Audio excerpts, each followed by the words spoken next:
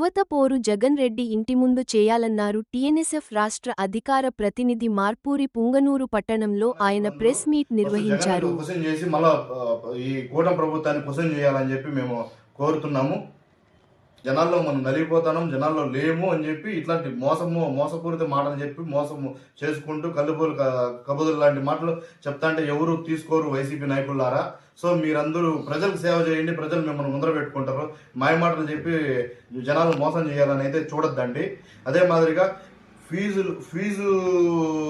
రూపంలో విద్యార్థుల్ని కొన్ని వందల మంది గతంలో చిత్తూరులో అయితే ఒక స్థానిక కాలేజీలో వైసీపీకి సంబంధించిన కాలేజీలో ఫీజు ఇక ఒక అమ్మాయి అది సూసైడ్ అటెంప్ట్ చేసుకునేది. అప్పట్లో 2019లో అది పెద్ద సెన్సేషన్.